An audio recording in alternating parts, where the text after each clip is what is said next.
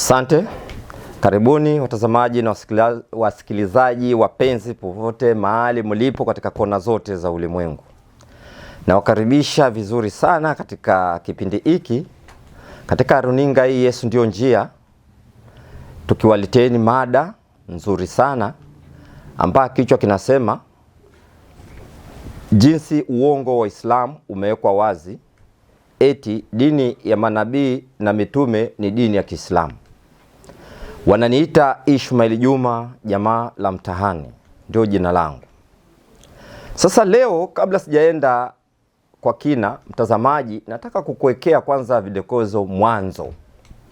Waislamu pembe zote za dunia wamefundisha watu uongo ulio mkubwa sana, na hata waumini wao ambao wanapata takribani bilioni 2 ulimwengu mzima wanaamini hivyo, na hata wasiokuwa Waislamu, hata wengine ni Wakristo wasiosoma vitabu kwa kina kama vile sisi, wanaamini kweli dini hii ya Kiislamu ndio dini ya zamani iliyotangulia na ndio dini ya manabii na mitume.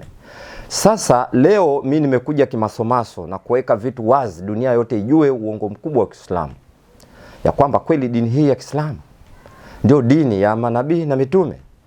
Kabla hatujapoteza muda, mara nyingi napenda kujiweka katika mikono ya Mwenyezi Mungu ili tupate dua. Tuombe.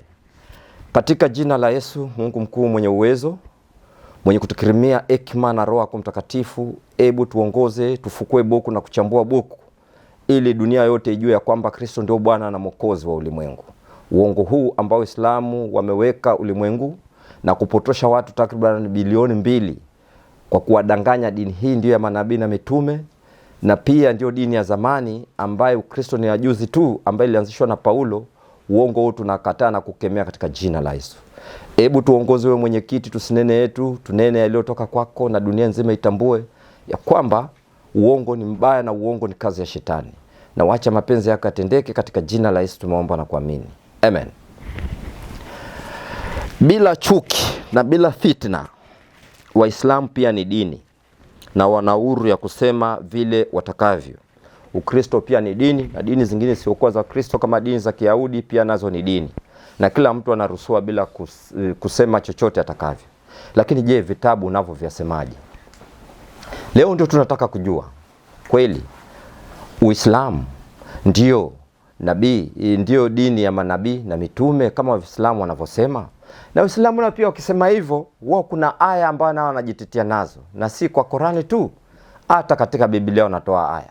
Na kabla sijaenda zaidi, nitatoa zile aya ambayo Uislamu wanadai nazo ndio dini yao ni ya kwanza manabii na mitume, na baada ya hapo ndio nitakuja kusawazisha zile aya, na baada ya hapo sasa ndio nilete kiini, je, manabii walikuwa dini gani? Tunaelewana msikilizaji? Uipende video hii, usubscribe na ushare na hata usupport, maana huduma hii ni kubwa. Mambo hayo utaambiwa kanisani wala misikitini wala vyuo vikuu wala katika viwanja vya siasa, hata shuleni hautaambiwa, bali kwa neema ya Mwenyezi Mungu anamtumia Ishmael Juma, jamaa mtaani, kukuambia. Mimi vile nimevalia kanzu na kofia hii, wallahi mimi ni Mkristo, tena Mkristo sugu.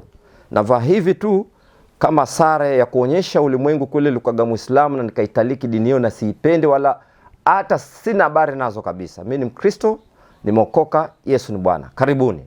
Sasa tunataka kwenda kwa zile aya ambao Waislamu wanazozitumia moja kwa moja kuwadanganya watu ulimwenguni dini ya zamani ya manabii na mitume eti ni dini ya Kiislamu. Aya ambayo Waislamu wanatumia ya kwanza kabisa inatoka katika Qur'ani sura ya 2 aya ya 213, inaitwa sura Al-Baqara aya ya 213, ambayo aya hii inasema hivyo.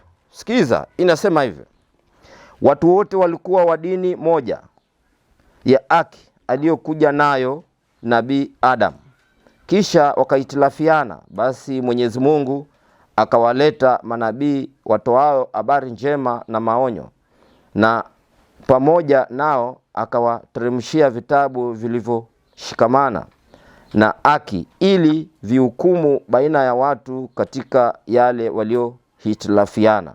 Na hawakuhitilafiana katika hayo ila wale waliopewa vitabu hivyo, baada ya kufikia hoja zilizo wazi, kwa sababu ya uasidi uliokuwa baina yao, ndipo Mwenyezi Mungu akawaongoza walioamini kuendea haki katika yale walioitilafiana kwa idhini yake, na Mwenyezi Mungu umuongoza amtakaye kuendea njia iliyonyooka. Hii ni Qur'an sura ya pili Al-Baqara aya ya 213. Hii aya ina vipengele vingi tu, lakini pointi ambayo Uislamu anajenga dini iliyokuwa ya haki, ambayo ni dini gani? Ya Adam. Kwa nini wanatumia Adam? Waislamu ni werevu sana, na Muhammad hata kama hakusoma, hakuwa ni mtu wa kawaida vile mnafikiria. Yeye alitumika vizuri. Alimtumia Adam akijua kwamba Adam ndio mtu wa kwanza Mwenyezi Mungu alimuumba katika mikono yake miwili, kwa mujibu wa kitabu cha Mwanzo 2:7. Akijua kimchukua Adam akimweka Muislamu na sisi ni vizazi vya Adam, basi dini ya Kiislamu itakuwa dini ya kwanza. Hiyo ndio kwa akili ya Waislamu, na si kwa akili yao, na kwa akili ya mtume wao Muhammad. Basi kwa mujibu wa aya hii, Waislamu wanadai dini ya Kiislamu ndio dini ya manabii na mitume na dini ya kitambo. Na haijaishia hapo. Waislamu wanaenda katika kitabu cha Qur'ani 42:13 ambayo inasema hivi. Qur'ani 42:13 inasema hivi: amekupeni sheria ya dini ile ile alimuhusia Nuh na kutufunulia tulio kufunulia wewe, na tuliowahusia Ibrahim na Musa na Isa akikusudiwa Bwana Yesu, kwamba simamisheni dini wala msifarakiane kwayo kwa ajili ya dini. Ni ngumu kwa wenye kushirikisha dini hii unayowaitia. Mwenyezi Mungu umchagua kwake amtakaye na umuongoza kwake aelekeaye kwake. Kwa hivyo aya hii pia mbeba vipengele vingi. Kwa hivyo hapa ni Nabii Muhammad anaambiwa, yani amepewa dini ile ile na sheria ile ile ambayo alikuwa naye nani? Ametajwa hapa Nuh, akatajwa hapo nani? Ibrahim, na akatajwa Musa, na akatajwa Isa akikusudiwa Bwana Yesu Kristo, kipenzi chetu sisi wa Kristo. Kwa hivyo kwa maana hiyo, Muhammad na Waislamu wote na wasomi wa Kiislamu, maulama na mashekh na maimamu, ni kujenga hoja ya kwamba basi dini hii ikiwa ndio hile ile liko Nuh katajwa hapo, Ibrahim katajwa hapo, Musa katajwa na Yesu katajwa, basi ndio dini ya manabii na mitume. Kwa ujanja huu tayari watu wote waone Uislamu ndio dini ya kwanza, ili watu waame Ukristo na waende Uislamu. Huo ndio ujanja, na ndio nakwambia sitawacha hata kidogo. Mimi ni defender wa Yesu mkali sana. Nitaisafisha hii, na kama unanisikiza utajua ujui kuanzia leo wewe Muislamu, na si kwa chuki wala kwa fitina. Mimi nawapenda sana, ndio maana nakuletea hii uame huko kwa Allah na kwa Muhammad, uje kwa Yesu. Twende. Aya nyingine wanatumia ni ya tatu. Ni kama hii Qur'ani sura ya 30 aya yake ya 30. Sasa sikiza habari hizo. Naye inasema hivi: basi uelekeze uso wako katika dini iliyo sawasawa, ndilo umbile la Mwenyezi Mungu aliyowaumbia watu, yaani dini hii ya Kiislamu inawafikiana barabara na umbo la binadamu. Hakuna badiliko katika maumbile ya viumbe vya Mwenyezi Mungu. Hii ndio dini iliyo ya haki, lakini watu wengi hawajui. Qur'an 33 Qur'an 30 aya yake ya 30. Kwa hivyo sasa dini hii ya Kiislamu, sikiza point. Aya mbeba vipengele vingi, lakini point kubwa ya Muislamu na msikilizaji unisikize, ni ya kwamba hii dini ndio umbile lote la mwanadamu imetoka hivyo. Kwa hivyo kama umbile la mwanadamu limetoka hivyo, basi kwa ni mwanadamu, inamaanisha ya kwamba hiyo dini unayo ukaifai ni dini ya Kiislamu. Ndio maana yake. Ndio ujue shetani kama utalala alali. Hii ndio mbinu ambayo Muhammad alikuwa anatumia, na hata Waislamu wanatumia mpaka sasa kwa nasa wa Kristo wengi wasiojua maandiko, wasiojua misingi na kuingia ndani. Na kitu kinasikitisha, wachungaji wako duniani na masifa kubwa kubwa na mataji, na wanaangalia tu waumini wakisilimishwa na wakipotea wakiangalia tu. Hii ndio kitu masikitiko makubwa. Naomba ufuatilizie mtandao sehemu ya kwanza na hata sehemu ya pili mpaka sehemu ya mwisho, ili upate elimu iliyo kubwa ya tena isiyo sahihi bila fitina, ili uamue mwenyewe, maana kiama kinakuja. Maana ukiangalia matukio ulimwengu, vita vilivyotabiriwa, njaa, magonjwa, watu kuchukiana, uchumi mbaya, yote yanatimia. Ni dalili ya kwamba Bwana Yesu anakuja. Ndio maana nakupatia ujumbe huu, ili ukiona hivyo ujue umejiandaa, Yesu yuaja. Kiangalia kweli familia nyingi, hata mtu hataki ndugu yake, urafiki umekwisha, majirani wapendani, watu wanachukiana, kanisani hata ukabila hivi. Hakuna amani. Maneno yote Yesu alitabiri katika Mathayo 24 yote yanatimia. Kwa hivyo nakuletea ujumbe hii tena bila chuki, ili ujue mambo haya ni karibu. Aya nyingine Waislamu wanatumia hiyo, sasa nataka unisikize. Naenda nitazivunja hizo aya zote na kupatia tu kipengele vile wanatumia. Unisikize mpaka mwisho kutaka elimu, usikatishe utapokaa unaangalia. Ni Qurani Suratul Imran aya ya 19, yani sura ya 3 aya ya 19, ama kwa wale wanapenda Kiingereza Quran chapter 3 verse 19, ambayo inasema hivyo. Nitasoma kwa lugha ya Kiswahili ambayo inajulikana sana Afrika Mashariki, Tanzania, Kenya na Uganda, na hata pale Rwanda, Burundi, Mozambique pale wanaifahamu. Inasema hivi: bila shaka dini ya haki mbele za Mwenyezi Mungu ni Uislamu, na aliopewa kitabu Mayahudi na Manasara, ni Mayahudi na Wakristo, hawakuhitilafiana ila baada ya kuwajia elimu. Walihitilafiana kwa sababu ya uhasidi uliokuwa baina yao, na anayezikataa aya za Mwenyezi Mungu mara moja Mwenyezi Mungu atamwadhibu uko haira, na Mwenyezi Mungu ni mwepesi wa kuisabu. Hiyo ni Qur'an sura ya 3 kwa Kiarabu Imran aya yake ya 19. Yani bila shaka na Muislamu aya hii anaipenda sana, ndio aya wanaipenda sana dunia nzima. Akishakutolea tu bila shaka dini iliyo safi mbele za Mwenyezi Mungu ni Islamu, alafu anakuambia toa aya wapi katika Biblia Ukristo ndio dini ya haki mbele za Mwenyezi Mungu, na atataka atafsiri atakavyo, anakuambia kama hauna basi na baki ni Uislamu na ni Mungu amesema. Na aya hii nitakuja kuikanyaga na nisafishe, nitoe maboya, miba, mpigiri zote, vikwata, changarao, mabonde, paka uelewe Yesu ni nani. Aya hii isikubabaishe msikizaji. Hizo ndo aya Waislamu wanatumia. Aya nyingine wanatumia ni hiyo sura 3 aya hii ya 85.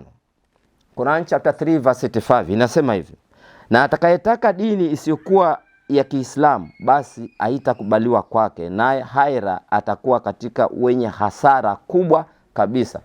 Yani huyu sasa ni Mungu. Muislamu anakuambia ni Mungu anasema, utakayetaka dini nyingine isiyokuwa ya Kiislamu kwake haitakubalika. Hizo aya Waislamu wanatumia sana kuwagandamiza watu wasiokuwa na elimu ya Mwenyezi Mungu, na hata wale wafuasi wao wanasoma Biblia kimsikiti kuvutia ngozi kwao na kuweza kuwapotosha watu wa Mungu ambaye Mungu aliumba katika mikono yao. Aya nyingine nitaenda kwa kasi.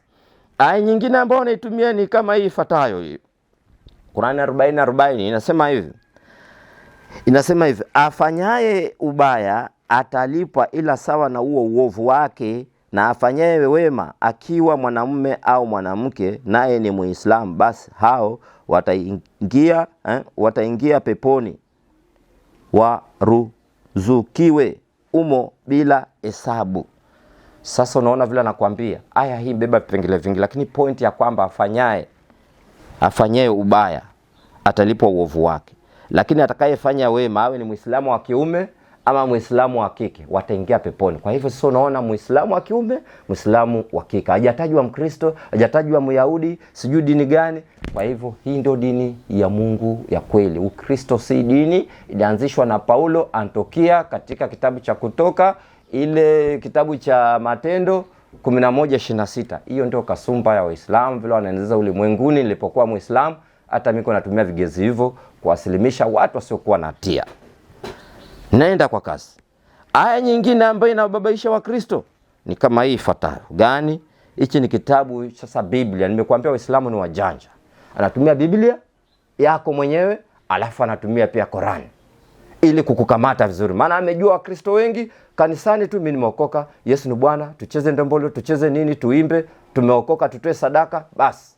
Anajua Wakristo wengi wasome maandiko kwa kina. Anatumia Walawi 16:4 na inasema hivi: ataivaa ile kanzu takatifu ya kitani, atakuwa na ile suruali za kitani mwilini mwake, atafungwa ule mshipi wa kitani, naye atavaa ile kofia ya kitani.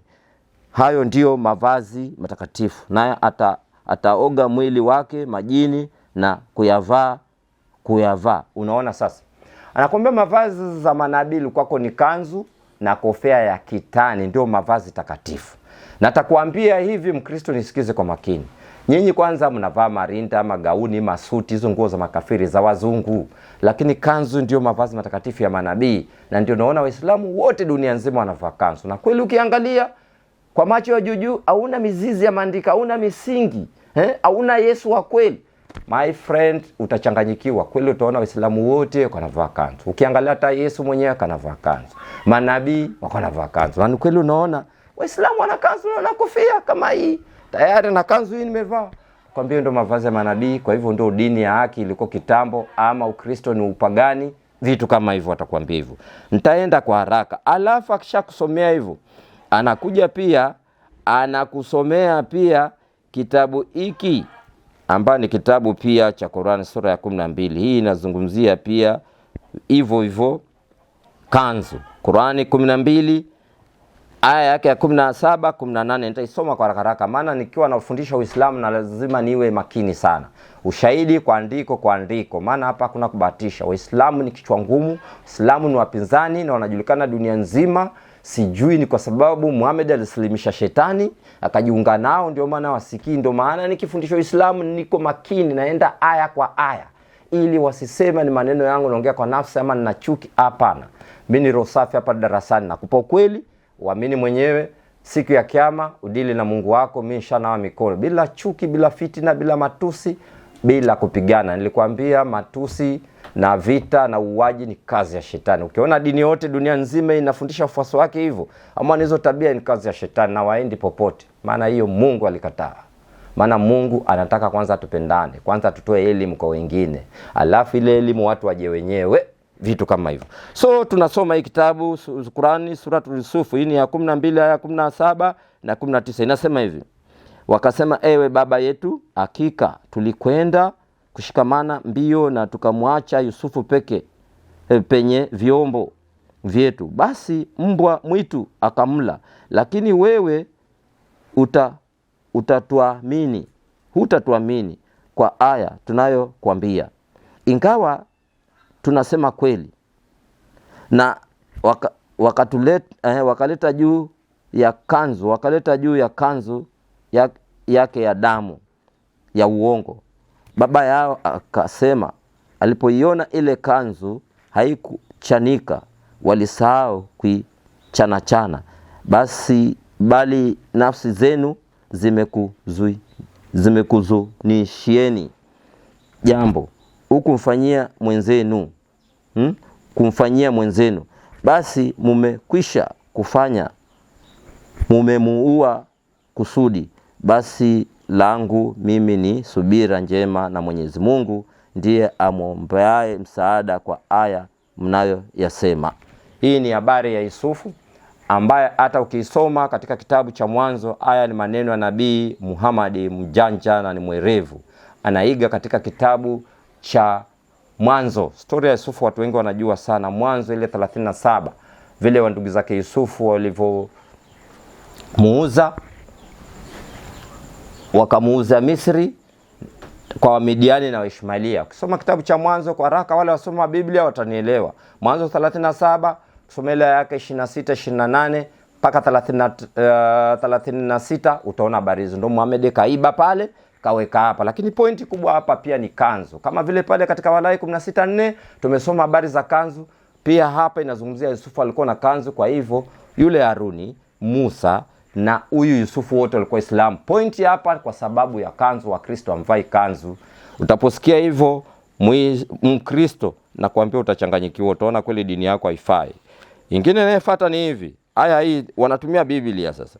Kitabu cha Timotheo wa kwanza 9:2-9 inasema hivi: vivyo vivyo wanawake na wajipambe kwa mavazi ya kujisitiri, pamoja na adabu nzuri na moyo wa kiasi, si kwa kusuka nywele wala kwa dhahabu wala lulu wala kwa nguo za dhamani. Hivyo hivyo wanaunganisha na Qur'ani 33:29. Unaona vile wanachanganya Biblia Qur'ani. Unajua shetani mjanja, akitaka kukushika nachanganya uongo na ukweli. Kama vile katika Mathayo 4 na pia Luka 4. Shetani akiwa na Yesu, akiona Yesu ni bingwa maandiko, na yeye pia ajifanya tumia maandiko, lakini yale maandiko yake unaona shetani anaweka uongo. Anachukua maandiko alafu anaweka uongo ili ajaribu kumbwaga Yesu kimaandiko, lakini Yesu alimshinda hivyo. Sasa pale Timotheo wa kwanza 2:9 anakuunganishia na Qur'an 33 aya yake 59 ambayo inasema hivi: ewe mtume, waambie wake zako na binti zako na wanawake wa Kiislamu wengine, waambie wajiteremshie vizuri nguo zao. Kufanya hivyo kunapelekea upesi wajulikane kuwa ni watu wa heshima, ili wasiudhiwe, na Mwenyezi Mungu ni mwingi wa kusamehe na mwingi wa rehema. Vitu kama hivyo wakikusomea namna hiyo, tayari wewe unaona kweli dini ya Kiislamu kule tumeambiwa katika Timotheo, na hapa vai vizuri, kweli dini ya Kiislamu ndio ya kweli. Na hii vitu tu Muhammad, kwa kuwa alikuwa anakaa na kina Walaka na wale mapadri walikuwa pale Madina, historia ya Kiislamu. Sasa kusoma kitabu cha maisha Nabii Muhammad na Buhari, utakuta mapadri wengi, Wakatholiki wengi, Wakristo wanakaa pale Madina, Wayahudi wanakaa pale Madina na hata Maka. Muhammad kazi yake alikuwa anakaa kisikiza, anaiba aya, anakuja anaongeza ili ndio wale jamaa yake Waarabu makafiri wa Maka waachane na ile dini yao wajiunge na Uislamu. Hiyo ndio ulikuwa ujanja wa bwana Muhammad. Anachukua kule aya alafu ana mix ndio waone yeye ni nabii. Hiyo ndio ulikuwa ujanja wake, na ndio leo tunataka kuweka wazi. Ukiangalia pia katika jambo lingine wanatumia ni jambo la nini? Kuvua viatu. Kuvua viatu katika Kutoka sura hii ya 3 aya ya 5. Musa kaambiwa kule, vua viatu na usikaribie, maana hapo uliposimama ni nchi takatifu. Wanakuambia ndio wao, maana Waislamu wanapoingia msikitini wao huvua viatu, maana msikitini ni mahali patakatifu. Nyinyi Wakristo hamvui viatu, na viatu vinaenda chooni vinakanyaga mkojo na mavi, na hata mwingine navyo kwa nyumba, hata kwa bedroom. Lakini mbona kanisani mnasema mahali patakatifu mnaingia nao? Na Muislamu anapokuambia na kuchanganya, amekupiga 7 bila, mwisho utashangaa umeshasilimu. Unaona kazi ya shetani. Vitu kama hivyo.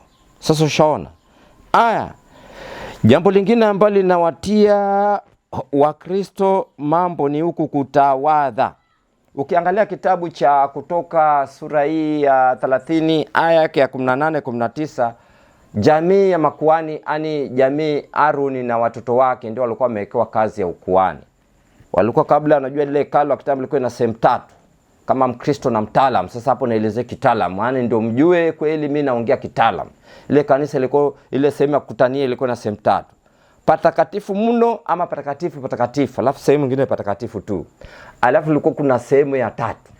Sasa pale patakatifu ulikuwa unawekwa sanduku la agano ambaye inaweka amri 10 za Mwenyezi Mungu. Na kule ilikuwa kutakiwa mtu kuingia.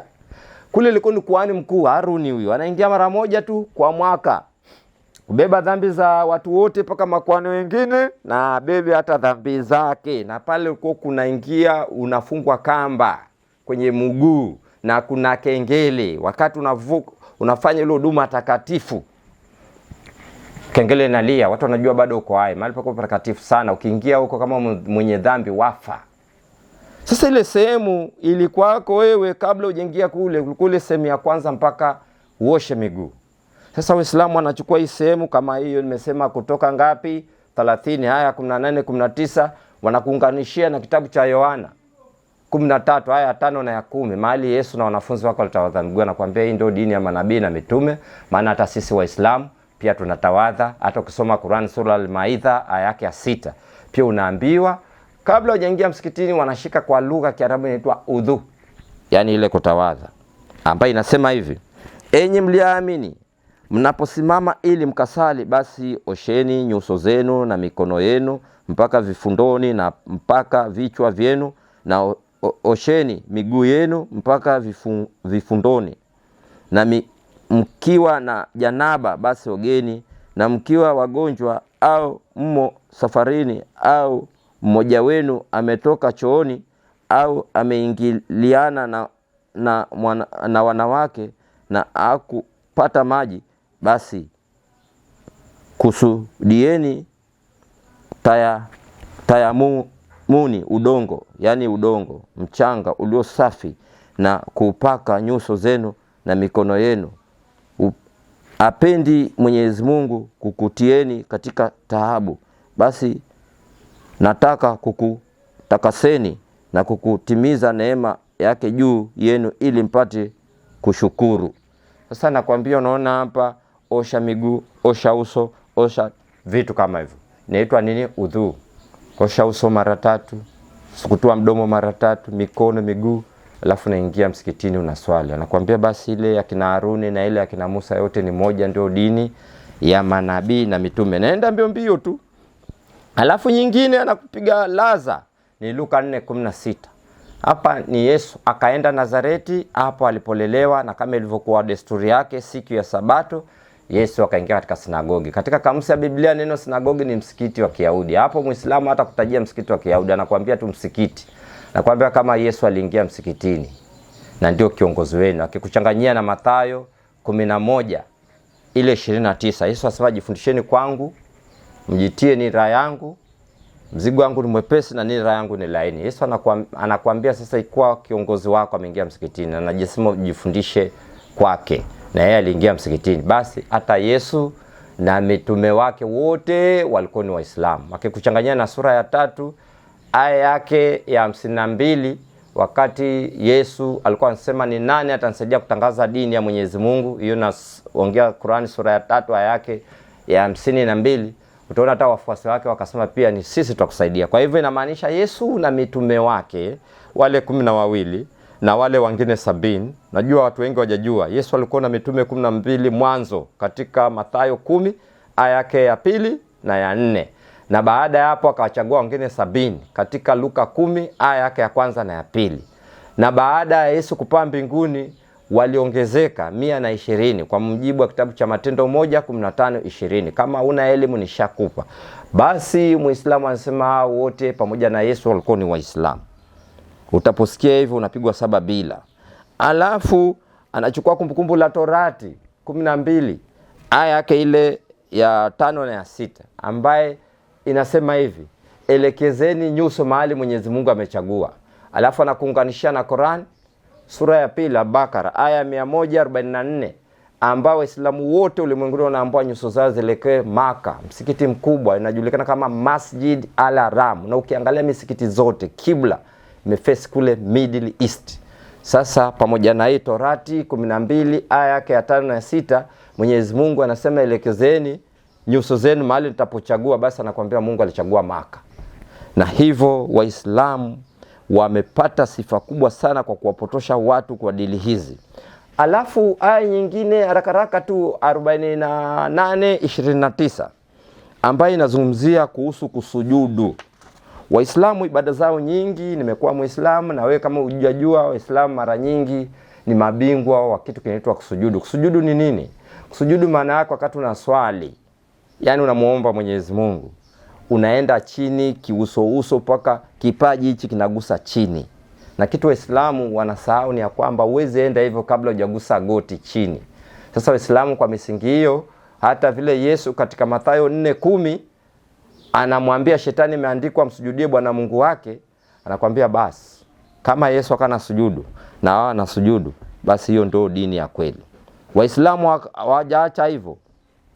Hata katika Marko 14:35 Yesu unaona pale alipokuwa anataka sasa kusulubiwa, kifo chake kimefika, Yesu akawa na swali, akaanguka kifudifudi, yani pia pale akaenda akasujudu kwenye ardhi, kuanguka chini na kipaji uso inagusa chini. Paka unaona kuna Waislamu wengine wanabidi paka na sijida hapa. Ngoja nikwambie. Hiyo wanakuambia basi Yesu alipofanya hivyo ni kitendo cha Uislamu. Yesu ni Muislamu. Na Mkristo ukiona Yesu ni Muislamu, unaacha Ukristo mara moja, unaingia ndani. Tunataka leo tufundishe kwa falsafa, kwa ufasaha bila hata haraka. Alafu tuachane na hiyo. Wajaishia hapo, wakamchukua nabii kama Nuh kulingana na Qur'an sura ya 71 aya 26-28, wakamchukua hata Nuh pia alikuwa Muislamu. Wajaishia hapo, wakamchukua pia Musa kwa mujibu wa sura Yunus, yani sura ya 10 aya 84, pia wakachukua hapo wakasema hata Musa alikuwa Muislamu. Unaona vitu kama hivyo. Alafu wakakuunganisha kwambia neno Ukristo ni neno la kipagani, lilianza pale Antiokia na nani? Na Paulo. Kwa hivyo Yesu mwenyewe hajui neno Ukristo, wala atambui neno kanisa, wala hata hajaichungulia kanisani, hata kuingia kanisani. Unasikia maneno hayo? Neno Ukristo ni neno la upagani.